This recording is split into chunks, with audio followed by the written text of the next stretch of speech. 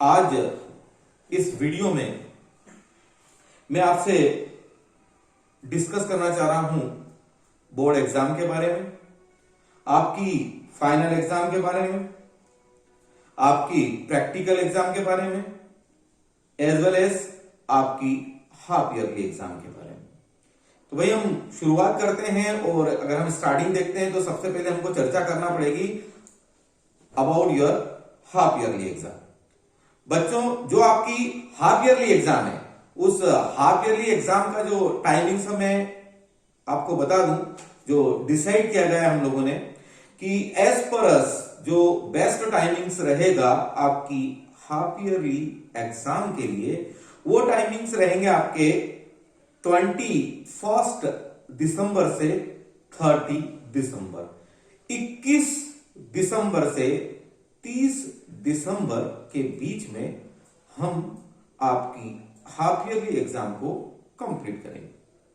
ये तो बात होगी हमारी हाफ ईयरली एग्जाम की डेट्स के बारे में। अब हाफ ईयरली एग्जाम का जो पेपर पैटर्न है वो क्या रहेगा, ऑनलाइन प्लेटफॉर्म पे ये एग्जाम किस तरह से मैनेज की जाएगी। देखिए, अभी हमारे सामने जो सबसे बड़ी समस्या आ रही है वो समस्या आ रही है टाइम मैनेजमेंट को लेके। Okay, specially for the 11th and 12th जो कोर्स की कंडीशंस है, रिवीजन फेज में भी हमको जाना है, कोर्स भी ज्यादा है, बोर्ड एग्जाम 10th और 12th का स्पेशल केयर करना है। तो भाई इन सभी कंडीशंस को यदि हम सामने रखते हैं तो इट इज वेरी क्लियर कि भाई कहीं ना कहीं हमको समय बचाना है, हमको कहीं भी समय अब हमारे पास नहीं है कि हम एग्जाम पर्पस से एक लंबा समय हम लोग यूज कर पाए। तो उस केस के अंदर हम लोगों ने एक ऐसा प्लानिंग किया है कि आपकी जो रेगुलर स्टडी है वो इसी तरह इसी फ्लो में कंटिन्यू रहे और साथ ही आपकी जो हाफ ईयरली एग्जाम है वो भी हम कंप्लीट करवा पाए। देखिए, अभी जो गवर्नमेंट की पॉलिसी चल रही है, जिस हिसाब से वो उन लोगों का एग्जाम को मैनेज करने का एक प्लान चल रहा है, जिस तरह से हमको भी दिशा निर्देश प्राप्त हो रहे हैं, एज पर दैट यदि हम देखते हैं सभी चीजों को तो कहीं ना कहीं एक ओपन बुक वाला कॉन्सेप्ट प्रभावशाली हो रहा है। और उसी सब थीम को ध्यान में रखते हुए हम लोगों ने ये विचार किया है कि जो आपकी हाफ ईयरली एग्जाम होगी वो पूरी तरह से असाइनमेंट बेस्ड रहेगी। इसके अंदर मैं आपको बता दूं कि सभी टीचर्स के द्वारा स्पेसिफिक क्वेश्चंस का एक पेपर बनाया जाएगा। पेपर जो आपके रहेंगे वो मींस आपको काफी डिटेल्स में लिखना पड़ेंगे, उनको एलाबोरेट करना पड़ेगा। निबंधात्मक प्रश्नों का प्रतिशत बहुत ज्यादा रहेगा, राइटिंग रहेगा, डायग्राम्स वगैरह संबंधित प्रश्न भी पूछे जाएंगे, प्रॉब्लम्स टफ रहेगी। लेकिन कहीं भी हम लोग अभी ज्यादा फोकस नहीं करेंगे हाफ ईयरली में कि भाई ऑब्जेक्टिव बेस पे, कहीं ना कहीं पैटर्न थोड़ा सा चेंज कर रहे हैं, असाइनमेंट के ऊपर हम जा रहे हैं और वहां पे कहीं ना कहीं जो रिटर्न रहेगा वो ज्यादा रहेगा।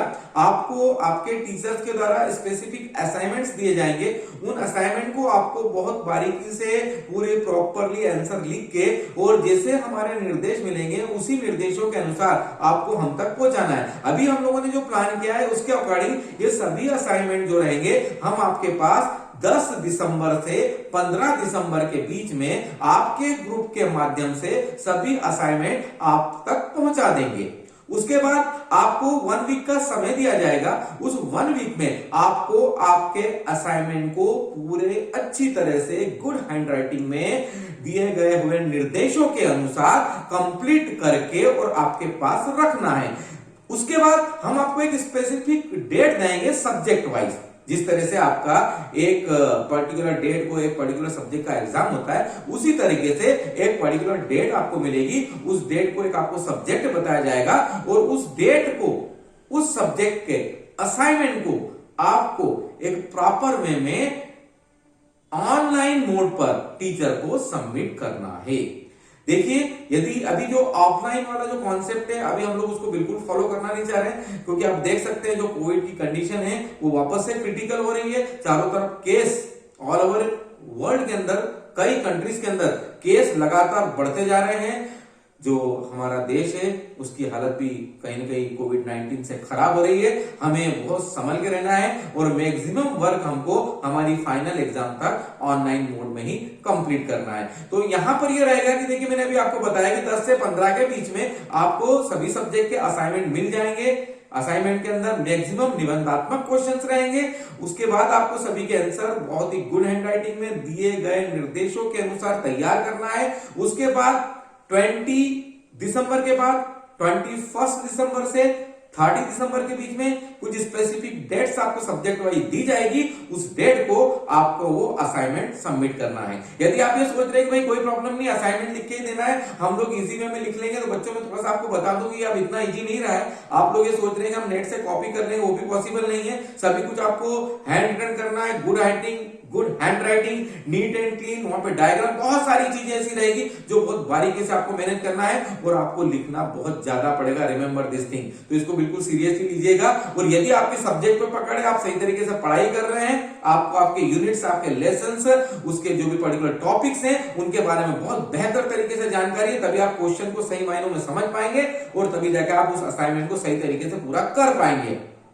असाइनमेंट में दिया हुआ क्वेश्चन कोई 5 मार्क्स का रहेगा, कोई 8 मार्क्स का रहेगा, कोई 10 मार्क्स का रहेगा। समझ सकते हैं यदि एक भी क्वेश्चन आपने गलत लिख के भेज दिया तो आपकी मार्किंग पूरी तरह से डाउन हो जाएगी। Remember this thing. तो भाई ये रहा हमारा सभी कक्षाओं के लिए, वो नर्सरी है, KG1 है या वो 12th है, सभी के लिए जो हम हाफ ईयरली एग्जाम जो मैनेज करने जा रहे हैं वो इसी पैटर्न के ऊपर हम लोग फॉलो करेंगे।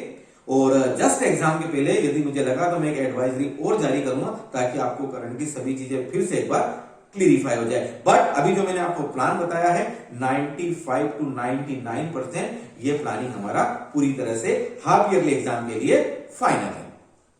अब हाफ ईयरली एग्जाम के बाद मैं थोड़ी सी हायर क्लासेस की बात करूंगा, स्पेशली प्रैक्टिकल एग्जाम की। तो भाई देखिए, प्रैक्टिकल एग्जाम की जो डेट है वो CBSE की तरफ से ऑलरेडी आ चुकी है। उन्होंने डेट्स डिक्लेयर किया है कि भाई आपको 1 जनवरी से लेके, तो भाई ये मान के चलिए फर्स्ट वीक लास्ट उन्होंने दिया है कि भाई किसी भी तरीके से हमको 1 जनवरी से लेके 10 फरवरी के बीच में एग्जाम को कंप्लीट करवाना है। वहां पे जो निर्देश आए हैं उसमें ये भी क्लियर है कि भाई एक्सटर्नल आएगा, इंटरनल और एक्सटर्नल मिल के ये प्रैक्टिकल एग्जाम को कंप्लीट करवाएंगे और उसी के अकॉर्डिंग जो बच्चों का परफॉर्मेंस रहेगा उसी के अकॉर्डिंग उनको प्रैक्टिकल की मार्किंग होगी। लेकिन ये सभी कुछ संभावित है, यदि कोविड का प्रकोप इसी तरह से जारी रहता है और केसेस लगातार बढ़ते चले जाते तो हो सकता है कि बोर्ड की प्लानिंग में कुछ चेंज आए। लेकिन जो अभी हमें निर्देश प्राप्त हुए हैं उसके अनुसार प्रैक्टिकल डेट्स डिक्लेयर है। 1 जनवरी से लेकर 10 फेब के बीच में सभी तरह की प्रैक्टिकल एग्जाम पूरी तरह से कंप्लीट कर ली जाएगी। तो भाई तैयार रहें, आपको जनवरी के अंदर प्रैक्टिकल एग्जाम देना है। प्रैक्टिकल्स के लिए टीचर्स आपको दिशा निर्देशित कर चुके हैं।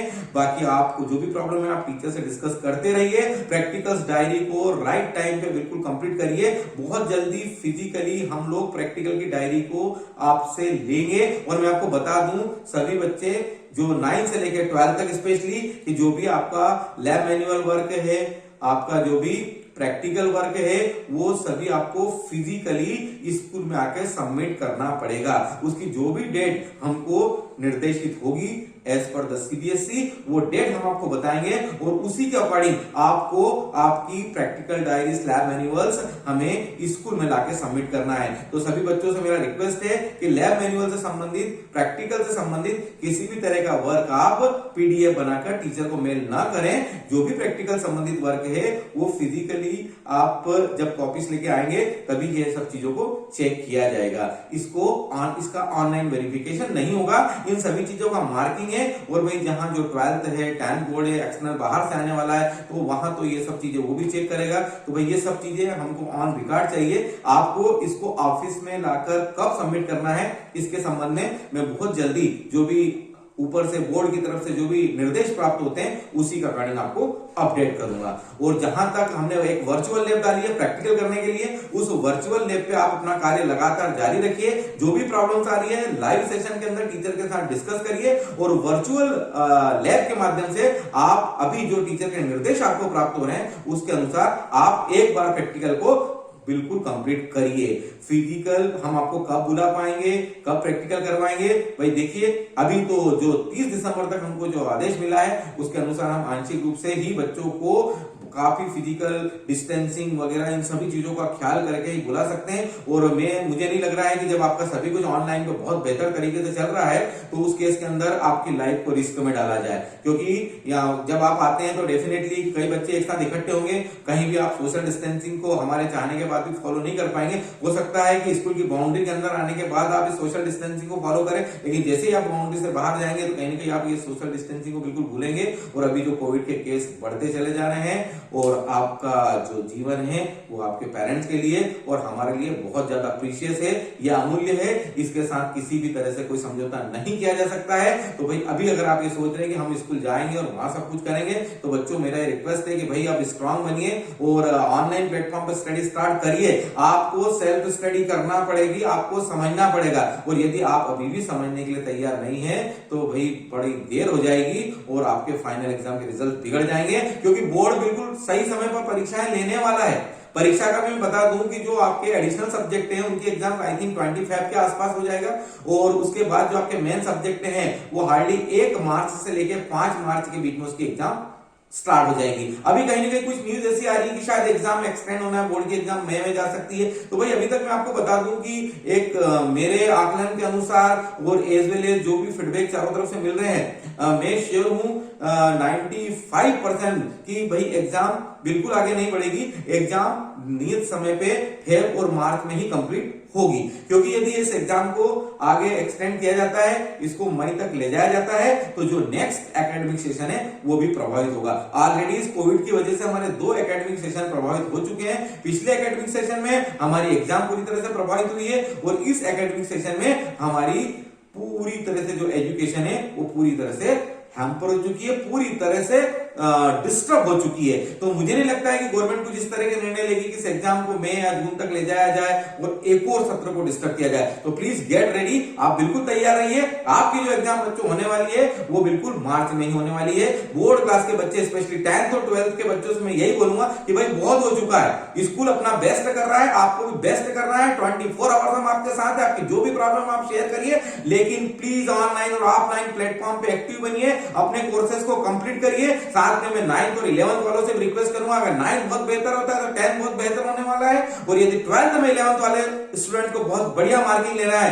भाई कोविड तो एक दिन चले जाएगा, लेकिन अगर 11th के बच्चों, यदि आपने 11th की क्लास को पूरी तरह से बिगाड़ लिया है, आप कॉमर्स स्ट्रीम के हैं या आप साइंस स्ट्रीम के हैं या आप मैथ स्ट्रीम के हैं, यकीन मानिए कि आप नेक्स्ट सेशन के अंदर 12th के अंदर बहुत ज्यादा सफर करने वाले हैं। तो प्लीज मेरा आप लोगों से रिक्वेस्ट है, स्पेशली 9th से लेकर 12th तक के बच्चों से, कि भाई बहुत हो चुका है अपने आप को धोखा देना। मैं ये नहीं बोलूंगा कि भाई आप हमको मिसगाइड कर रहे हैं, आप आपके पेरेंट्स को कर रहे हैं, मैं तो बच्चों आपसे यही बोलूंगा कि आप अपने आप को मिसगाइड कर रहे हैं। तो प्लीज आपको जागना पड़ेगा, इस पैंडेमिक कंडीशन को समझना पड़ेगा, इस क्रिटिकल कंडीशन को समझना पड़ेगा, स्कूल की मजबूरियों को समझना पड़ेगा, पेरेंट्स की मजबूरियों को समझना पड़ेगा, पूरी सिचुएशन को आपको समझना पड़ेगा, अपने आप को इस सिचुएशन के अकॉर्डिंग आपको कहीं ना कहीं ढालना पड़ेगा, आपको अपने आप को इस पर्टिकुलर सिचुएशन के अकॉर्डिंग, मतलब कहीं ना कहीं आपको एक एडॉप्टेशन तो लेना ही पड़ेगा, और अपने फ्यूचर को ध्यान में रखते हुए आपको बहुत बेहतर तरीके से पढ़ाई करना ही पड़ेगी। आपके पास हार्डली 2 महीने हैं, अगर एक दिन में काउंट करता हूं तो आई थिंक मैक्सिमम 2 मंथ ही है।